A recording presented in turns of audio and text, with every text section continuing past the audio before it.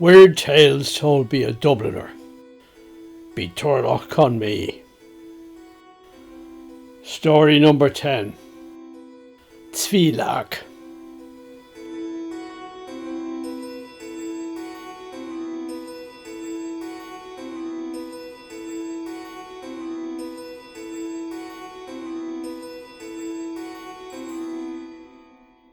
Recycle everything, they say these days, including the dead, it seems.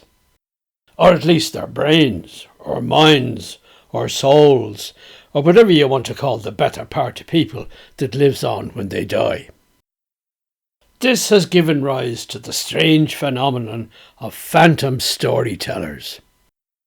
Now, there have always been storytellers, some good, some bad, and some that just talk about interesting happenings that only they seem to know about.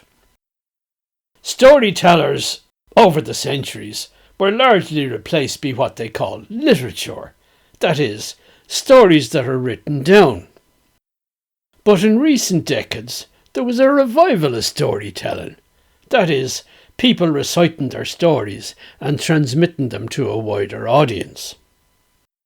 Storytellers may, of course, steal ideas or story motifs from others of the fraternity and use them in their own stories.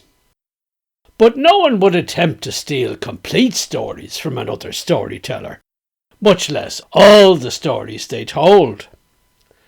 Or could they? This was never a problem for traditional storytellers before, because their voices and performances died with them.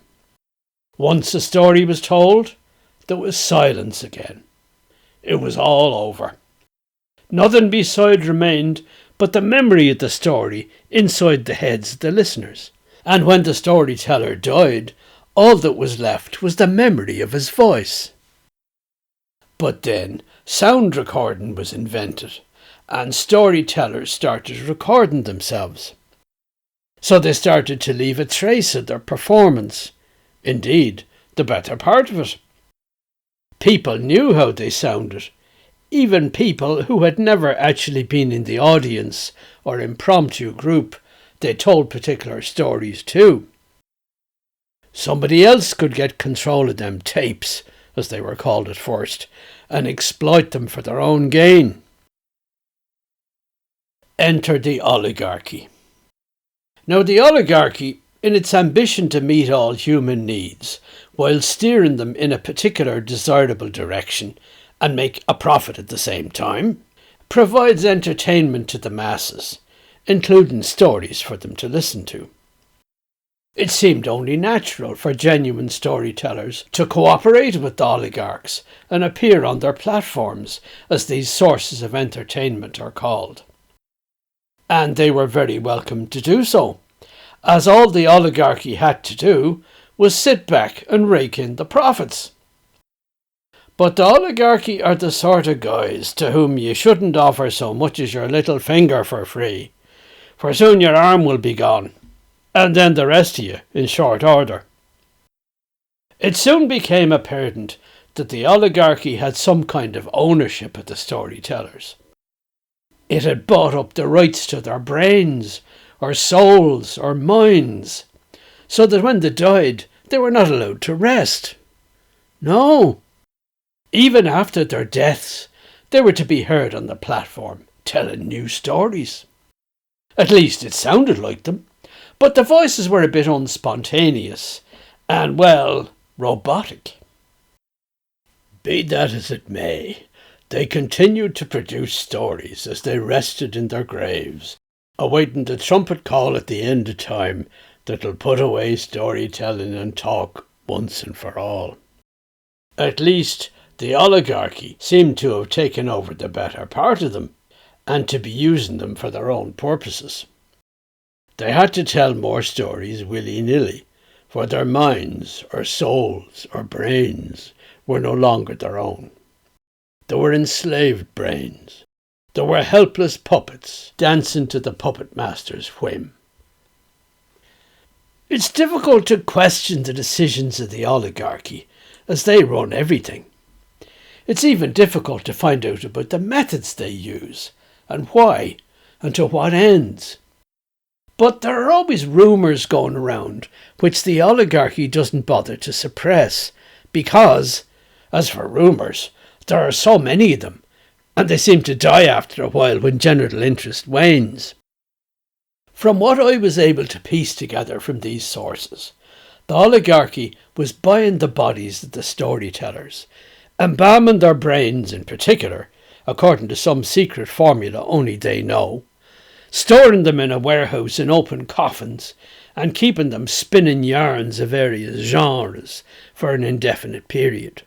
They kept the brain stimulated and picked up the waves emanating from them and recorded them for later use.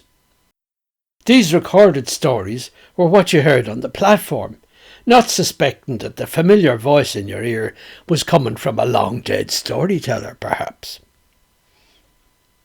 As for the warehouse, it's known as Zwilag, at least here in Switzerland.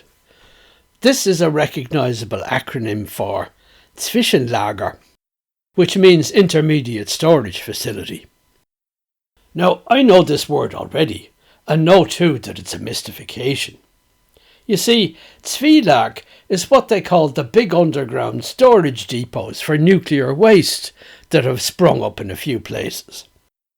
The mystification is, of course, that this storage is not intermediate at all, but permanent, for it would be far too dangerous to move this waste in its sealed drums somewhere else. It makes it more acceptable to communities where the depots are located to believe that at some point the waste will be moved somewhere else. They're not cursed with it for good. Anyway, the oligarchy, who are behind this too, are counting on people forgetting in a few generations that the nuclear waste facility below ground is there, so that it becomes a trap for the unwary. But I won't get any further into that topic, for it is too depressing by far. The underground catacombs for content creators would be intermediate, in the sense that the whole thing would eventually cease at the trumpet call announcing the last day, and the angel would read from the book of life, telling each waiting soul whether they were bound for the marble halls of heaven or the fires of hell. I thought I had the whole thing figured out.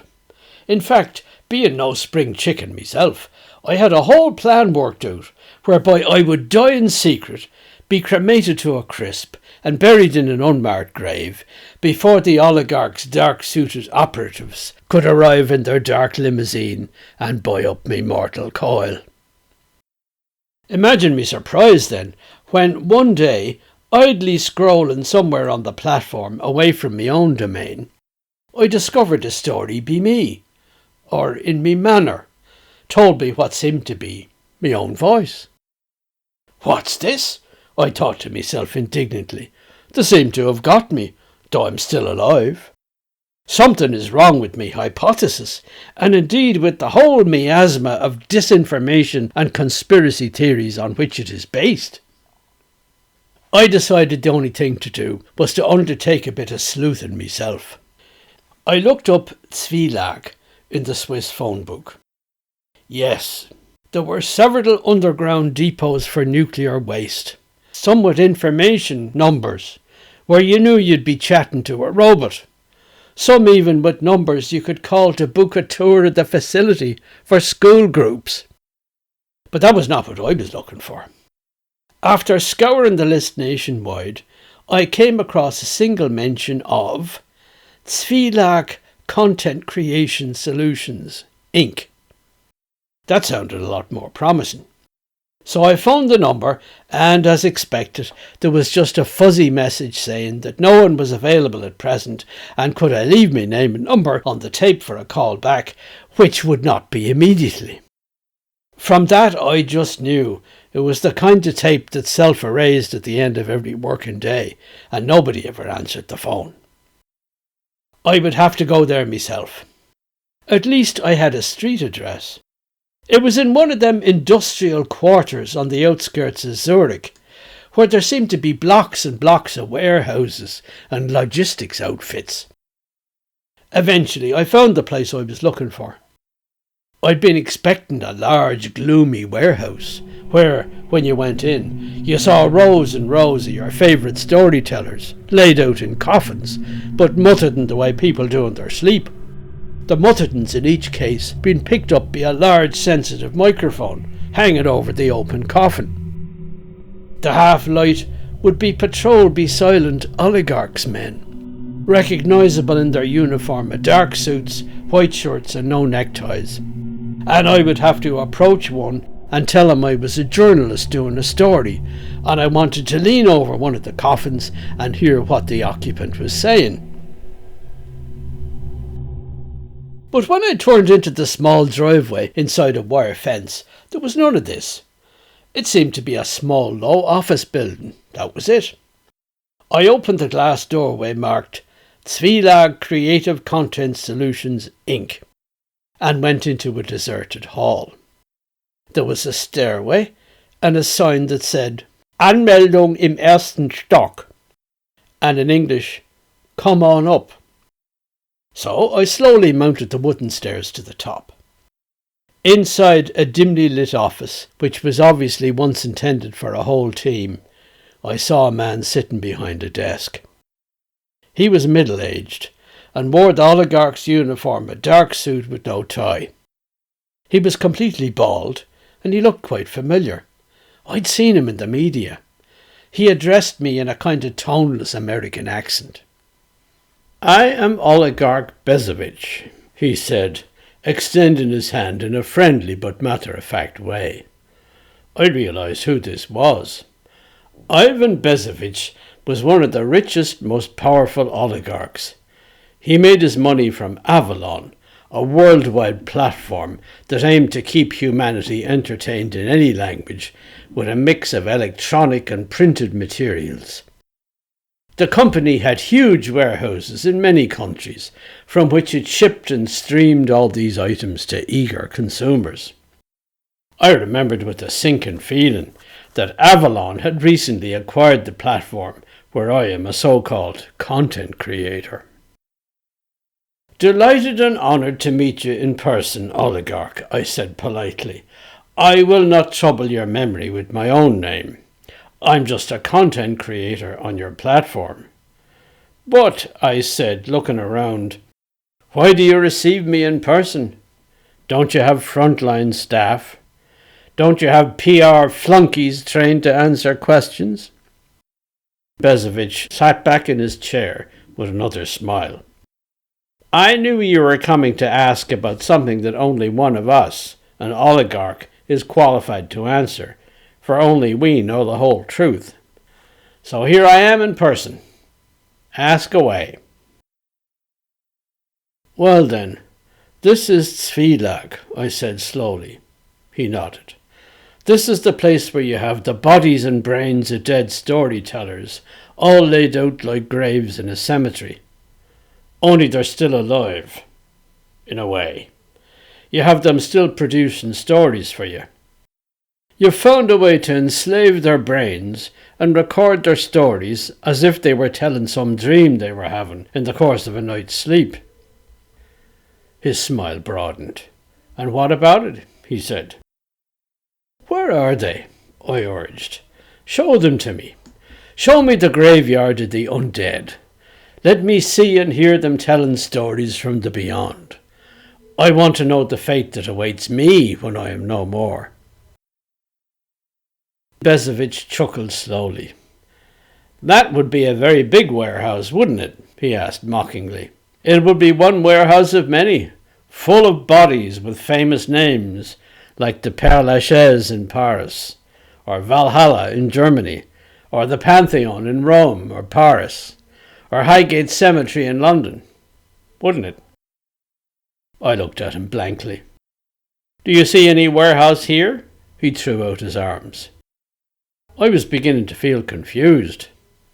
Maybe down in the basement, deep underground, like the places for nuclear waste, I said hopefully. Bezovich shook his head in helpless amusement. No, nothing like that. There's no warehouse space here. It's just an office, as you can see. Then What about all I've been hearing and reading about this place, Zwilag? You must have a place to store your dead storytellers. Zwilag is a lie. A lordly lie, said Bezovich finally. It doesn't exist. What we're doing is far worse, he laughed in sudden amusement. I suspected that, I said slowly, just because I discovered something on the platform I use, quite by accident, mind you, but it blew me theory. It blew your theory, Bezovich was laughing uncontrollably. So what did you discover that falsified it? I heard a story told in my own manner, and in my own voice, I said. But I'm not dead. I'm still alive, as far as I can tell. I'm still producing content. So what do you make of that? Asked Bezovich indulgently. I'm not sure, I said quietly. Either you have created an avatar of me, or have enslaved me brain without me knowledge. Isn't there a third possibility? He asked mischievously. You might be dead without realizing it. You're the last one to know that you're just a ghost. Touch me and see, I said, opening my arms wide, for a ghost has no flesh and bones, as you see that I have. Very well, said Bezovich after a moment's reflection. Brace yourself for the truth. Zwilag is a fairy tale. There is no Zwilag. Not for souls, anyway, he grinned. The oligarchy doesn't deal in souls. It doesn't have a position on whether such things exist. What it does deal in is commodities, products that can be bought and processed and have value added and be sold for a profit. A story always used to disappear in the air, but now it is recorded and becomes part of a huge corpus. We've just taken these recorded samples, which we call the content data, and we feed it into our machines, which are just voracious. The machines learn from what they read, and soon it gets to the stage where they can recycle stories on demand for the consumer about the topic of his or her choice, with the voice of his or her choice. We don't need your brain. We just need all the stories you have told, plus all the stories of the same kind that others have told, and the machine can make up new stories. And is this unusual or unheard of? No. Why, back in the 1950s, Levi-Strauss was studying the myths of the American Indians, North and South, and he was able to analyze them into motifs.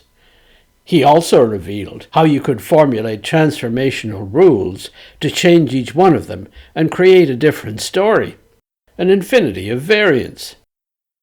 He came to the conclusion that mythology is not a static corpus, but a machine that constantly produces stories. Now that's just what we're doing here and now. What's more, we can adapt the voices of the individual storytellers so that they live on telling the stories they've always told, but telling an endless quantity of new ones as well. So there's really no one there telling stories, I said. No, he said patiently. And there's nobody in suspended animation being drained of new stories either. Not guilty on all counts. It's just a machine that sifts through existing story material, recombines it in new ways, and spits the result out using a voice synthesized from this or that storyteller or this or that voice actor. And what happens to storytellers now? You just put them all out of business. Is that the idea? Just about, Bezovich said cheerfully. They've had their day. What they can do can now be done by a machine. It's game over. But you're stifling creativity. What's creativity? Bezovich countered. It's just a mystification. If a machine can do it, I say let the machine do it. There need be no more producers, only consumers. So everybody just relax and enjoy. There'll be no individuality then, I objected. No quirkiness. Everything will be more or less predictable. Just so, said Bezovich, nodding. But that was always the trend in mass entertainment. It was predictable. The Dream Factory relied a lot on remakes. Today, the Oligarchy, as part of its rule of the world, produces mass entertainment. If we get into a niche, it has to be a very big niche. It has to be worth our while, because we're in it for the money. And don't tell me that's bad. With our machines, we can produce more and more. There's a dazzling array of product for the consumer to choose from. Think of the economies of scale. Nothing can stop us. Nothing can oppose us. Nothing can compete with us. There's something odd, though, about these machine-generated stories, I said, trying a new tack. They just go on and on. There could be half an hour, or more, and still tell the same story, more or less concisely or verbosely. It's spinning a yarn, all right. It's spinning a gossamer web of ghostly words into a vacuum, into the emptiness. It numbs people's minds. I felt it myself. I used to be able to listen to stories to go to sleep at night, stories on the platform. But with these machine-produced stories, I can't get to sleep. But I'm not really awake either. I'm just numb. Bezovich chuckled. If people are going to get used to robotic storytelling, maybe they need to become more and more robotic themselves in their responses. Because we're talking about responses here. Passive responses. Well, I can only speak for myself, I said, and for that far corner of the platform where I and the likes of me produce content. I am not a machine. I am not a robot. I am a man. Your platform has already become flooded with story channels, just churning out readings of stories from the out-of-copyright days, be robotic voices. They sound smooth, like the way English or American voice actors read audiobooks. But after a while you realise, from the mispronunciations in names and unfamiliar words, and the lack or excess of pauses between paragraphs, that no human being is involved. But then, if you go down and read the comments below, you see that many people are fooled by the voices. They think that these are real people, professional actors, or urbane Englishmen, or earnest young Americans, as the case may be. What's more, some of these channels are now trying their hand at telling original robotic stories. I suppose you tell the chatbot, "Tell me a weird tale in the style of Lovecraft," and so you get all the cliches. They spend 10 minutes at a time telling you just how spine-chilling that haunted house was that the hero just inherited from his eccentric uncle. Yawn. And yet, there are still real people out there with real stories to tell. I, for me sins, am one of them. Bezovich shook his head, smiling. It's no use, he said. You've been replaced. Quality doesn't matter. The consumer of mass entertainment just has to adjust his expectations downward. Numbness is taking over the world. You'll see. But look on the bright side. You get to keep your brain all to yourself. We're not buying up souls or brains like you thought. When you're dead, you're dead. All we want is your voice, and all sorts of voices, and we can reproduce them. And the corpus of the stories you've told. The machine will do the rest. Tell you what, I said on a sudden impulse, I'll prove you wrong. You get your machine to make up a story and tell it in my synthesized voice. Then I'll make up a story in me own and tell it in me real voice. You be the judge. Which one is better? Which is more interesting? Which one do you prefer to listen to? If you prefer your own machine's effort, well and good. I lose. I'll shut up and go away. But if you honestly prefer my human effort, I win. You have to stop putting me out of business. Instead, use all your resources to promote me. What do you say, Oligarch? Bezovich was thinking. All right, he said suddenly. You've got yourself a deal. Let's go down to the story room. The room where all the stories come from. If you can beat my machine, I'll admit it. I'll give you back your voice and your repertoire and stop the machine competing with you. We went down to the basement of the building. In it were chairs, tables, and what seemed like a huge computer, or a server, that was humming in the background. Bezovich motioned me to sit down, and he went and flipped a switch on the machine. He spoke into a microphone. "Machine," he said, "tell me a weird tale in the style of Lovecraft, in the voice of... what's your name?" "Turlough Conmee." Lights flashed and circuits hummed as Bezovich returned and sat on the opposite side of the table to me. We both listened. My voice came out of the loudspeakers. It said, "The Cursed Books, a Weird Tale, read by Turlough Conmee." Bezovich looked at me and grinned conspiratorially. The voice went on. It was a dark and stormy night. In the hallowed halls of Trinity College Library in Dublin, professors, students and librarians had all gone home. There was only one man still working there, by the light of a solitary desk lamp. It was a young American named Howard Allen, a visiting professor from Miskatonic University, who had already become that institution's greatest expert on deciphering books of magic and sorcery. He was the descendant of an old New England family that went back to the Mayflower and the Salem witch trials, as was shown by his fair hair, his firm jaw, and eager, intelligent grey eyes. He was on a year's sabbatical in Dublin. He was searching for old grimoires. Since Trinity College was one of them libraries that had received copies of all books published and printed, he was hoping to find new copies of cursed books that had been forgotten or not catalogued.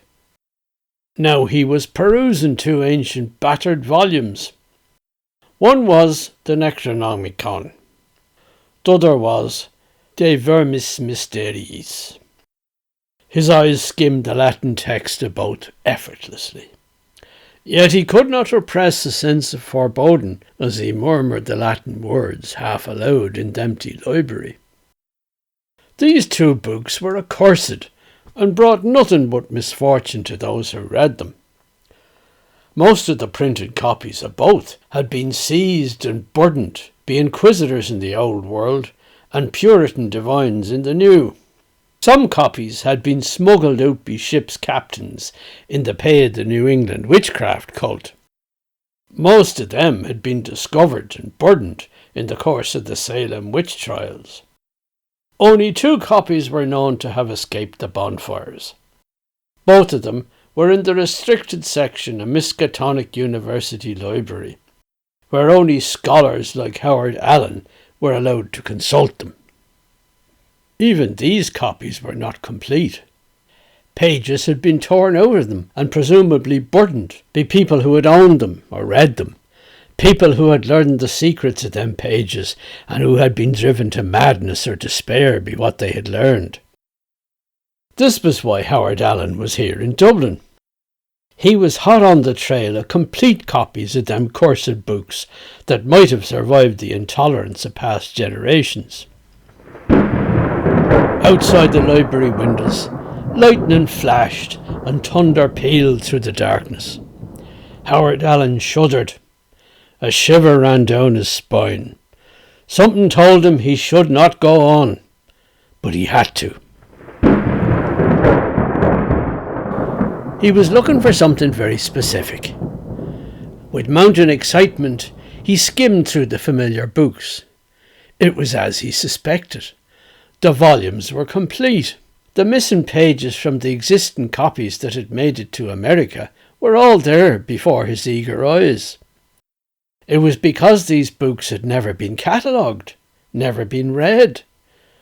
An icy cold feeling crept over the young American as he realised that the most valuable treasures of ancient libraries were the very books that librarians had forgotten to catalogue and students didn't bother to read. There they sat on the shelves for centuries, gathered in dust, until someone who knew what to look for should come and at last learn their awful secrets. Howard Allen was just such a man.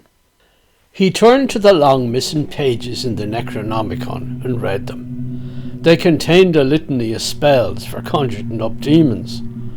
There was also a commentary from the medieval author that foretold the discovery of America and encouraged future readers to let loose these demons on American soil. Another shiver ran down Allen's spine. This was nothing short of diabolical. The lightning flashed and the thunder roared outside, but he went on with his reading. Next he opened De Vermis Mysteries. Here the missing pages were to be found too, in all their evil splendour. They described a race of aquatic creatures living below the Atlantic, who had been spawned by gods from another planet before the dawn of history. They then proceeded to give a litany of spells required to conjure them up out of the depths so they could interbreed with unsuspecting humans on land. Appalled and fascinated at the same time, Howard Allen read on. The missing pages were even worse than he had thought. Yet he was already planning to transcribe and translate the pages and write a scholarly article on them for the quarterly journal Miskatonic Esoterics. He was so absorbed in his reading that he paid no attention to the intermittent crashes of thunder outside over the city of Dublin.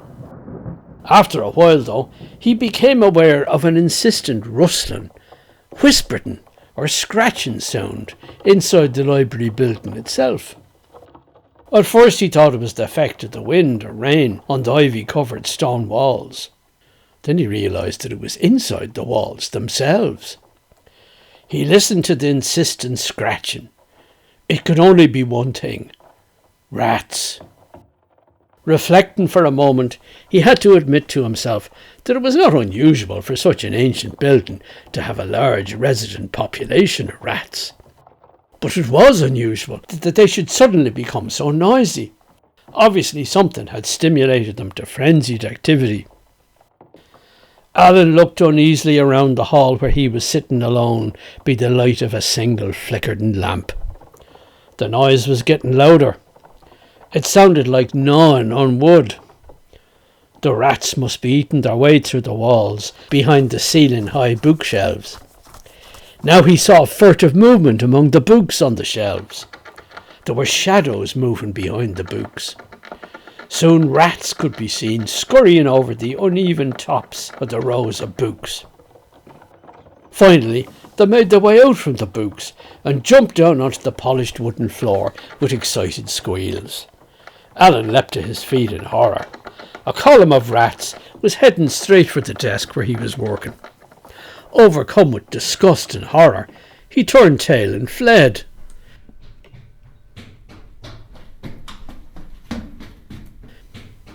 He only paused at the door of the library when he realised that the creatures were not pursuing him. He turned and looked back into the dark hall of the library and was transfixed with horror and dread at what he saw. By the light of his flickering work lamp, 100 or so rats had crowded onto the desk and thrown themselves on the yellowing pages of the two open books. Allen saw that they were tearing out the pages he had been reading and gnawing them to pulp with their sharp little teeth. At the same time, their evil little eyes stared at him fiendishly, like the eyes of demons from hell gloating over his discomfiture. He could take no more. He ran screaming from the library building out into the incessant rain and thunderstorms until a Garda patrol found him wandering aimlessly through the deserted streets of Dublin.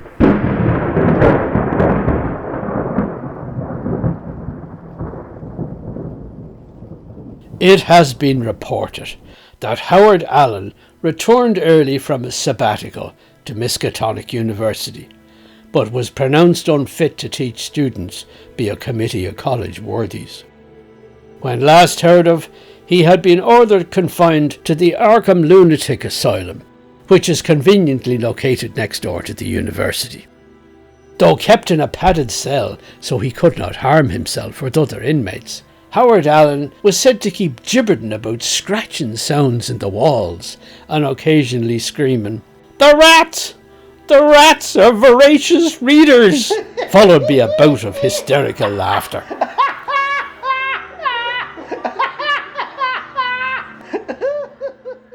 The asylum doctors regard him as a hopeless case who will never be released.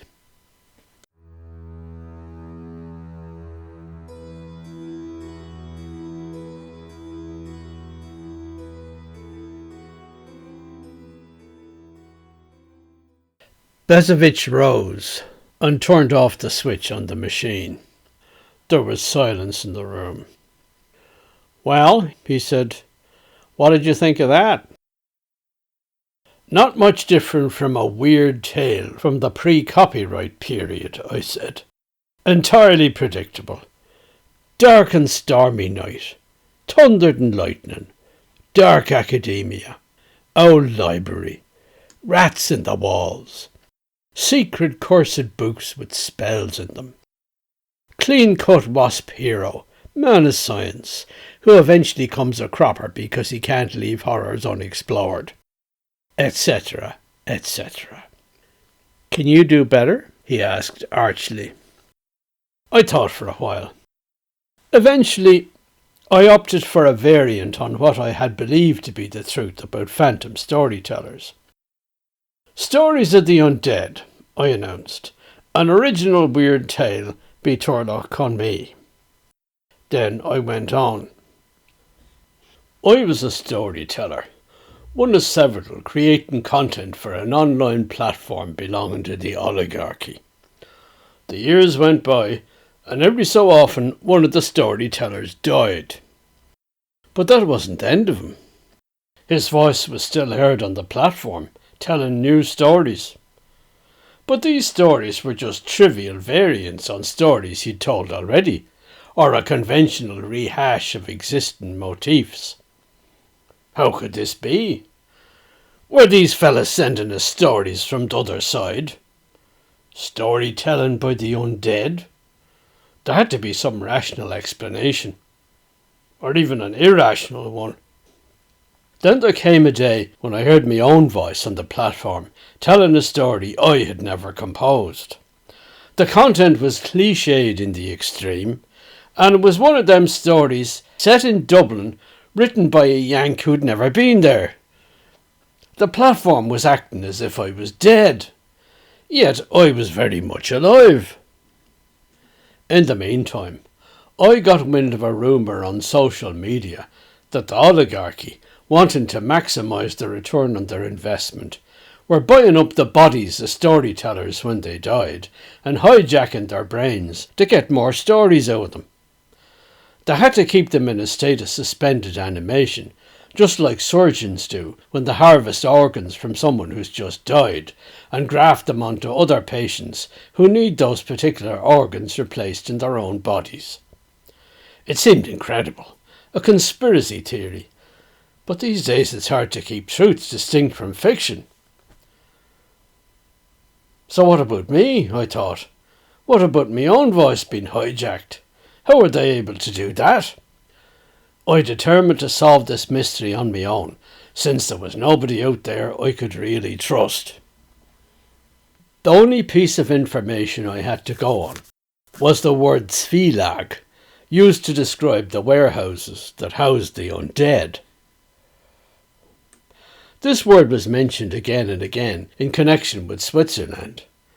It meant intermediate storage depot and referred to huge underground facilities where waste from nuclear reactors was stored. It seemed this word Zwilag was now also used by the Oligarchy to describe the facility, call it what you will, where they kept the bodies of their undead victims and drained them of stories in a process that had no end. I looked up the Swiss phone book under the heading Zwilag, and before too long I found just one business that might correspond to what I was looking for. It was called Zwilag Creative Content Solutions, Inc., and it was located up in Davos, in the Grisons Alps, specifically at the old Schatzalp, a former sanatorium. Without much hesitation, I got on a train out of Bâle that would take me to the Grisons, and then another one to take me up to the high alpine valley of Davos.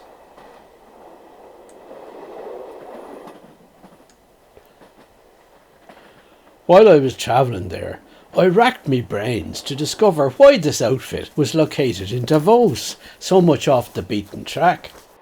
But after a while it started to make sense. Davos had once been the world capital of sanatoriums, where it was thought that clear mountain air could cure tuberculosis. People who could afford it went up there for treatment that lasted years. Indeed, they might stay up there for the rest of their lives, breathing in the mountain air.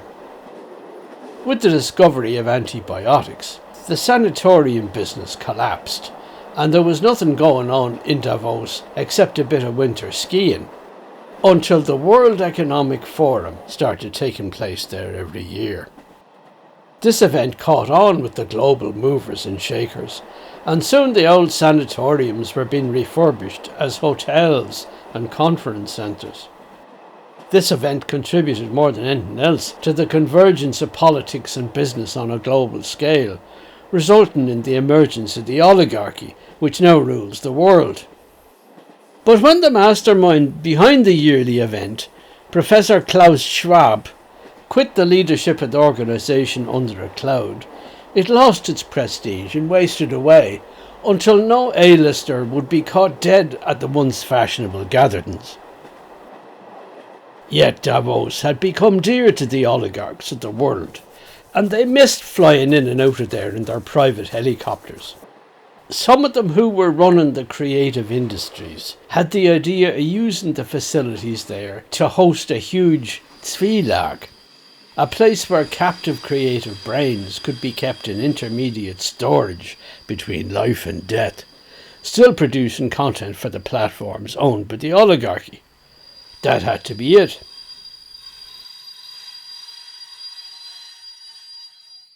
When I got off the train in Davos, it was snowing, the way it always was.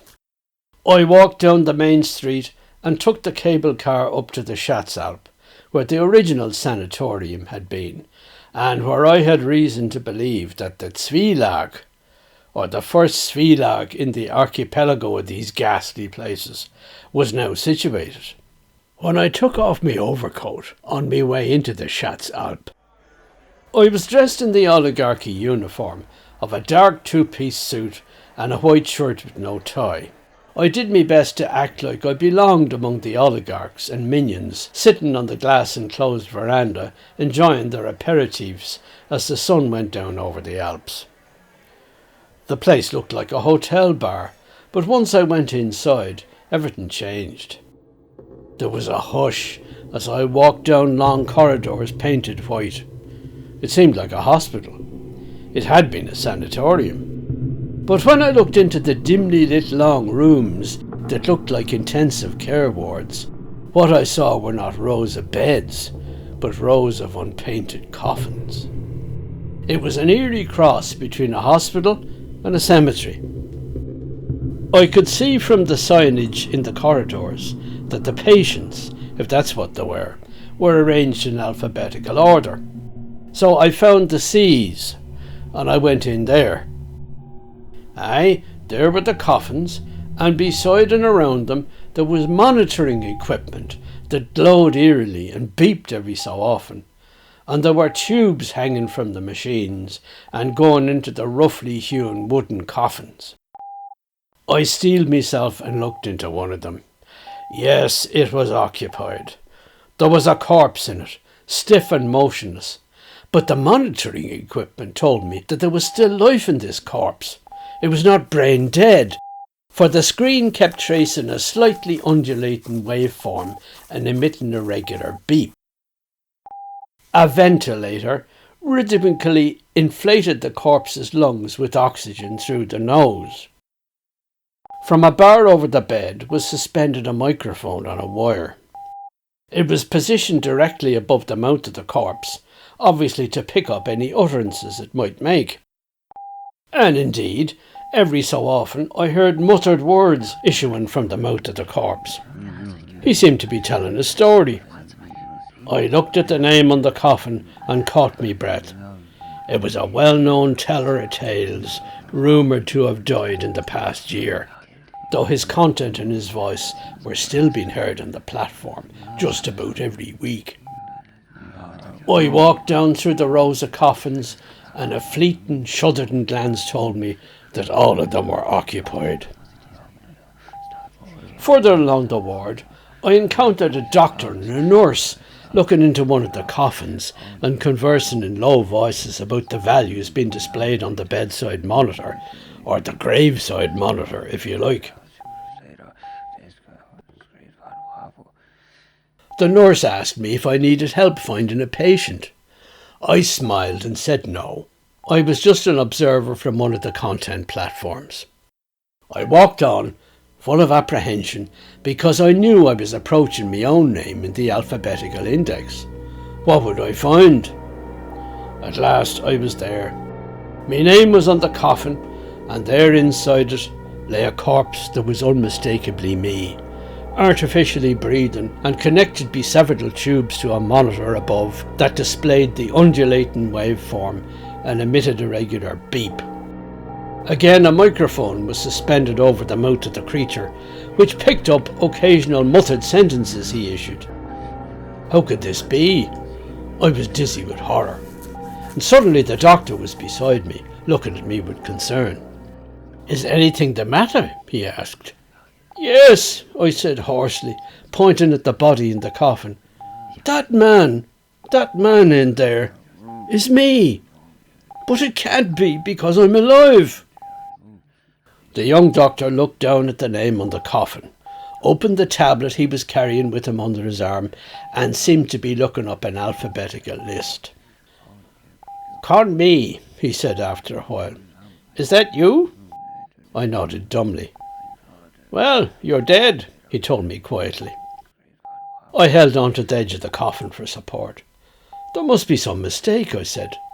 I tell you, I'm alive. He tapped on the name on the list, and another screen of text was displayed. Conmee, he said again. You died last month at Ball University Hospital. You had a heart attack, remember? They did their best, but you were too far gone, and they weren't able to resuscitate you. Wait a minute, I said. They gave me lots of blood. It was touch and go for a day or two. I had the weirdest hallucinations about being in different rooms when I was always in the same room, and about bushes lit up with an unnatural light that seemed to have mouths opening and pulsating in them, although I could never hear anything they were saying. But the doctors brought me back from the edge, and after a week they discharged me. The doctor shook his head sympathetically. That must have been after we took you over and transported you here. Just hallucinations. You see, you're not completely dead, but you're not alive either. We are keeping you just alive enough so that your brain can respond to and emit verbal signals. We are draining you of your creative content. How long will this go on for? I asked hollowly. Oh, there's enough content stored there to keep you going for the next 50 years at least, said the young doctor. I pointed at the figure in the coffin. That's him you're talking about, I muttered. So what am I? The doctor shrugged his shoulders. A ghost, he said. Another 50 years, I said with a mirthless laugh. 50 years at this? I don't want it, I tell you. Just let him die. The young doctor looked from the figure in the coffin to me and sighed. He's all that's left of you, he said. When he's gone, where does that leave you? Nowhere. Then suddenly the voice of the corpse in the coffin rose from a mutter to a shout. For God's sake, quick, quick, put me to sleep, or quick, waken me, quick. I say to you that I am dead. No, I said, shaking my head grimly. This has to end. I reached forward and grasped the plug on the monitoring equipment and the ventilator that was stuck in an outlet in the wall behind the coffin. No, stop, shouted the doctor. Stop, you fool! I could hear the nurse running towards us as he tried to restrain me, but it was too late. I had grasped the plug and wrenched it out of the wall. The ventilator stopped pumping oxygen. The undulating curve on the monitor screen flattened, and soon there was no more beep. The doctor and the nurse between them tried to restrain me, but they knew it was too late. I and they exchanged helpless, despairing glances. Then our eyes went back to the open coffin, and we stopped short in horror. The whole body of the patient at once, within the space of a single minute, or even less, shrunk, crumbled, and absolutely rotted away before the three of us. There was silence in the room. The end, I said pointedly. Bezovich looked up and smiled. That was a highly entertaining impromptu, I must admit. I dare say I recognized a few of the motifs from previous stories in the genre, maybe even quotations. But I know I was meant to. You were pulling my leg, or nudging me in the ribs, or giving me an occasional knowing wink. A machine can't do that, I know. Machines don't have a sense of humour. Not yet, anyway. He rose from his seat at the table, and so did I. All right, he said at last. You've made your point. You tell a better story, even when you're improvising ad lib. As far as I'm concerned, you can go on creating content independently. I'll tell our people to delete your voice from our memory files.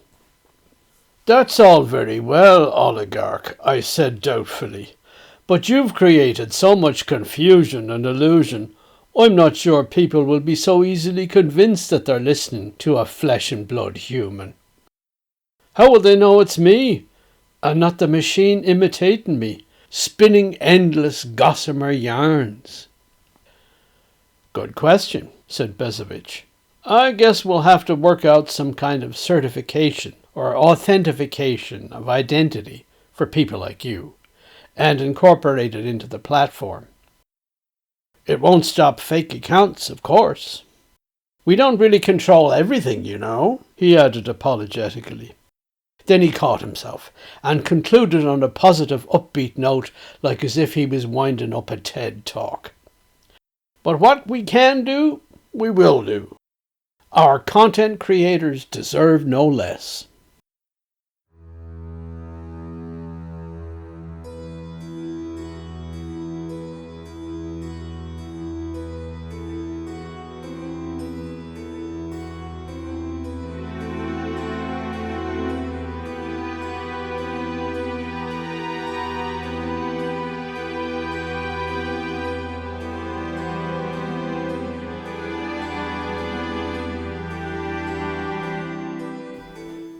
You have been listening to Zwilag by Turlough Conmee from Weird Tales Told by a Dubliner. If you've enjoyed the story, don't forget to like, subscribe, share and comment. And so, until next time.